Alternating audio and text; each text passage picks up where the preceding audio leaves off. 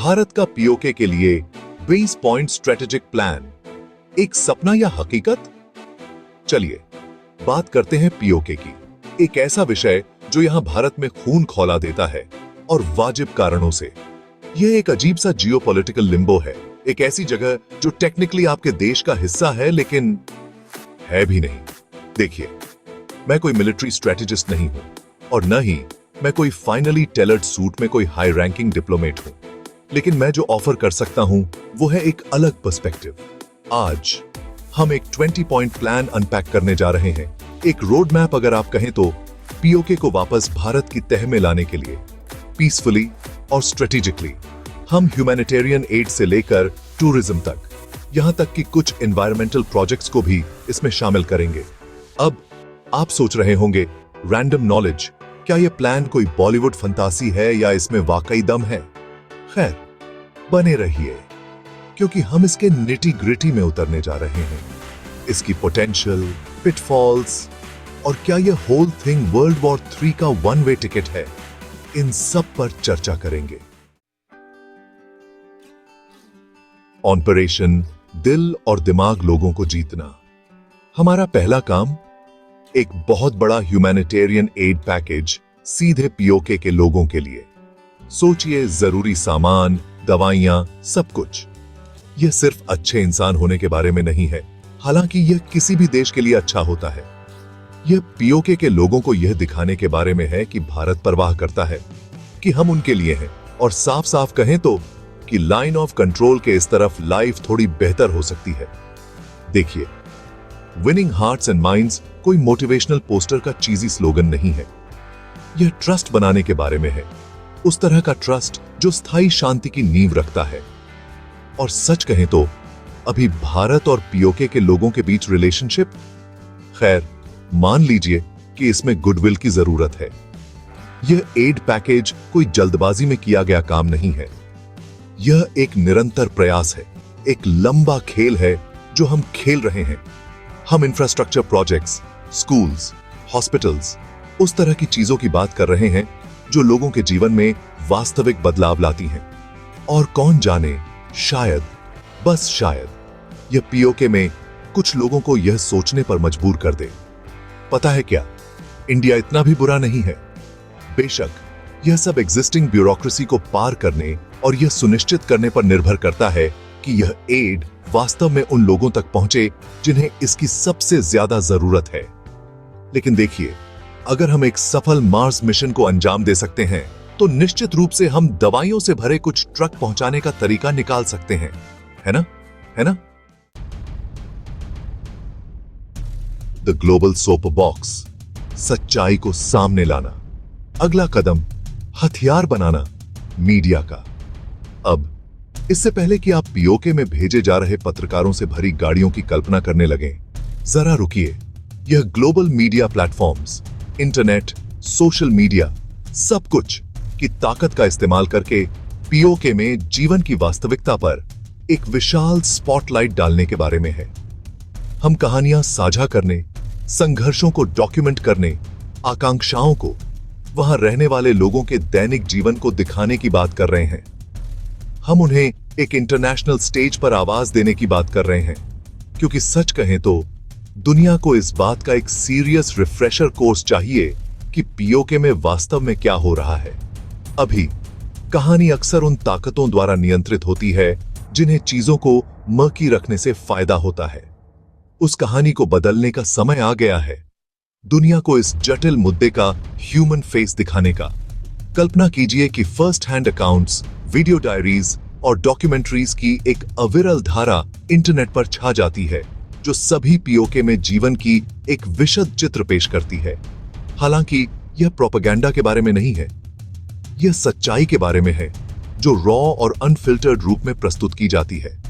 और इंफॉर्मेशन के इस युग में जहां आपके फोन पर हर स्वाइप एक नई कहानी दिखाता है, कहानी को नियंत्रित करना आधी लड़ाई जीतने जैसा है।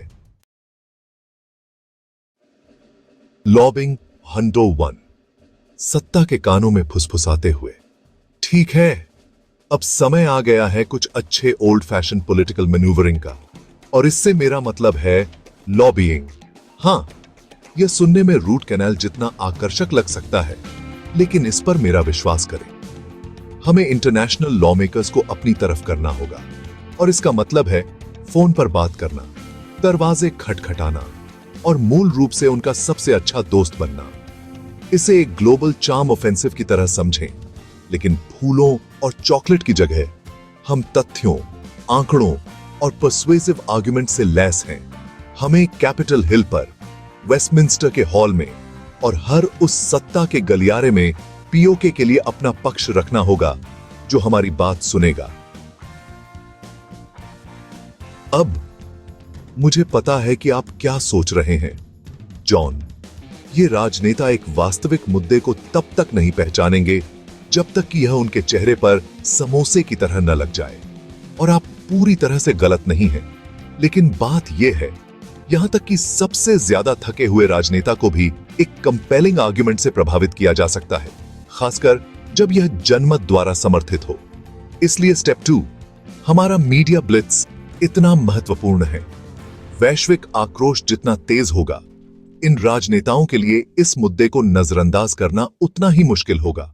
और कौन जाने, पर्याप्त दबाव पड़ने पर हम कुछ ठोस कार्रवाई भी देख सकते हैं, जैसे प्रतिबंध या वर्तमान स्थिति की निंदा करने वाले प्रस्ताव। चैप्टर 4, शिक्षा की शक्ति, बदलाव के बीज बोना। अब शिक्षा के बारे में बात करते हैं। उस बोरिंग वाली शिक्षा की नहीं जिसमें आप हाई स्कूल में सोते रहते थे, बल्कि उस शिक्षा की जो सशक्त बनाती है, जो दिमाग खोलती है और जिसमें पीओके के भीतर से वास्तविक बदलाव लाने की क्षमता है। अब मैं टेक्स्ट बुक्स को हवा से गिराने और इसे खत्म करने की बात नहीं कर रहा हूं। यह एक मल्टी प्रॉन्ज्ड अप्रोच के बारे में है, पीओके के भविष्य में एक लॉन्ग टर्म इन्वेस्टमेंट के बारे में। सोचिए, भारत में पढ़ने के लिए स्टूडेंट्स के लिए स्कॉलरशिप्स, एक्सचेंज प्रोग्राम्स जो सांस्कृतिक समझ को बढ़ावा देते हैं, और ऑनलाइन लर्निंग इनिशिएटिव्स जो भौगोलिक बाधाओं को तोड़ते हैं। हम पीओके के लोगों को उनके अपने डेस्टिनी को नियंत्रित करने के लिए आवश्यक टूल्स और नॉलेज तक पहुंच प्रदान करने की बात कर रहे हैं, क्योंकि बात यह है, शिक्षा केवल फैक्ट्स एंड फिगर्स को याद रखने से कहीं बढ़कर है। यह क्रिटिकल थिंकिंग के बारे में है, स्टेटस क्वो पर सवाल उठाने के बारे में और एक बेहतर भविष्य की कल्पना करने का साहस रखने के बारे में। और यही, मेरे प्यारे दोस्तों, एक शक्तिशाली, बहुत ही शक्तिशाली चीज है। कल्पना कीजिए कि पीओके में एक पीढ़ी जो ज्ञान और बदलाव की प्यास से लैस है। कल्पना कीजिए कि वे अपने नेताओं से बेहतर की मांग कर रहे हैं, प्रगति के लिए जोर दे रहे हैं और आत्मनिर्णय के अपने अधिकार की वकालत कर रहे हैं। बस यही, मेरे प्यारे दोस्तों, स्थायी बदलाव के बीज बोने का तरीका है। चैप्टर 5, जीत के लिए हरा भरा होना, एनवायरमेंटल इनिशिएटिव्स। ठीक है, अब समय आ गया है इस एलिफेंट इन द रूम का, या यूं कहें कि इस क्षेत्र में तेजी से पिघलते ग्लेशियर का सामना करने का।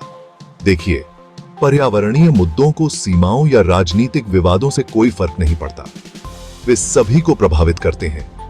और यह हमें उन जगहों पर ब्रिजेस बनाने का एक अनूठा अवसर देता है जहां पहले कुछ भी नहीं था। हम उन प्रोजेक्ट्स पर कोलैबोरेट करने की बात कर रहे हैं जिनसे सभी को लाभ हो चाहे। Reforestation efforts, sustainable energy initiatives और डिजास्टर प्रिपेयर्डनेस प्रोग्राम्स। इसे एनवायरमेंटल डिप्लोमेसी के रूप में सोचें, एक कॉमन गुड के लिए साझा चुनौतियों का सामना करना। यह केवल पर्यावरण के प्रति जागरूक होने के बारे में नहीं है, हालांकि यह हमेशा एक प्लस पॉइंट होता है। यह पीओके के लोगों को यह दिखाने के बारे में है कि भारत उनकी भलाई में, उनकी जमीन के स्वास्थ्य और उनके भविष्य में निवेश कर रहा है। और सच कहें तो एक अच्छे ट्री प्लांटिंग सेरेमनी को कौन पसंद नहीं करता। यह एक विन विन सिचुएशन है। हमें एनवायरनमेंट के प्रति अपनी प्रतिबद्धता दिखाने का मौका मिलता है। पीओके के लोगों को एक स्वस्थ पारिस्थितिकी तंत्र का लाभ मिलता है। और शायद, बस शायद, हम सभी यह जानकर थोड़ा सुकून की सांस ले सकते हैं कि हम क्लाइमेट चेंज से निपटने के लिए मिलकर काम कर रहे हैं। चैप्टर 6, एक उज्जवल भविष्य का निर्माण, टेक एंड इंफ्रास्ट्रक्चर डेवलपमेंट। अब किसी भी समृद्ध क्षेत्र की रियर एज की हड्डी के बारे में बात करते हैं, इंफ्रास्ट्रक्चर और टेक्नोलॉजी। हम सड़कों, रेलवे, संचार नेटवर्क और बिजली तक विश्वसनीय पहुंच की बात कर रहे हैं। उस तरह की चीजें जो आधुनिक जीवन को संभव बनाती हैं। अभी पीओके में इंफ्रास्ट्रक्चर, खैर मान लीजिए कि इसे एक गंभीर अपग्रेड की जरूरत है और यहीं से भारत की भूमिका शुरू होती है। इन महत्वपूर्ण क्षेत्रों में निवेश करके हम केवल सड़कें और पुल ही नहीं बना रहे हैं, बल्कि हम कनेक्शंस बना रहे हैं। ऐसे कनेक्शंस जो आर्थिक अवसरों, बेहतर जीवन स्तर और पीओके के लोगों के लिए एक उज्जवल भविष्य का मार्ग प्रशस्त कर सकते हैं। कल्पना कीजिए कि एक high speed rail line PoK को प्रमुख भारतीय शहरों से जोड़ती है। कल्पना कीजिए कि विश्वसनीय बिजली और इंटरनेट एक्सेस की बदौलत व्यवसाय फल फूल रहे हैं। कल्पना कीजिए कि पीओके के युवा ग्लोबल मार्केटप्लेस में प्रतिस्पर्धा करने के लिए स्किल्स और टेक्नोलॉजी से लैस हैं। हालांकि यह केवल इस क्षेत्र में पैसा लगाने के बारे में नहीं है, यह एक विन विन सिचुएशन बनाने के बारे में है, एक पारस्परिक रूप से लाभकारी साझेदारी बनाने के बारे में है, जो पीओके और भारत दोनों की अर्थव्यवस्था को बढ़ावा देती है। और कौन जाने, शायद एक दिन हम उन नई बनाई गई हाईवेज पर ट्रैफिक जैम्स के बारे में शिकायत कर रहे होंगे।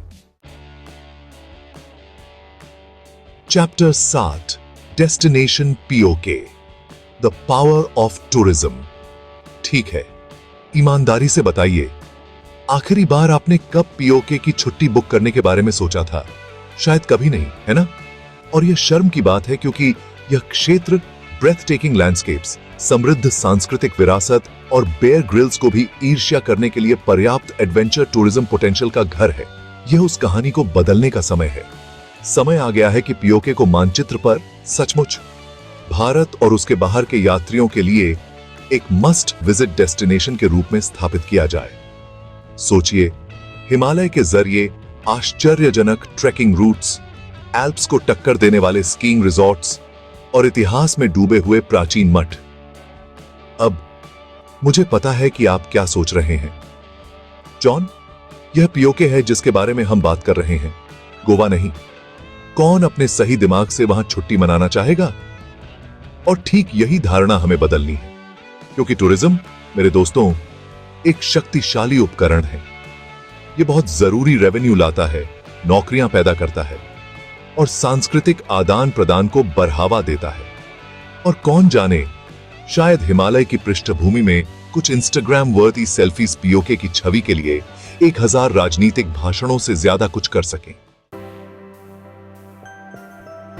अब कुछ ज्यादा एब्स्ट्रैक्ट लेकिन उतनी ही महत्वपूर्ण बात करते हैं, कहानी।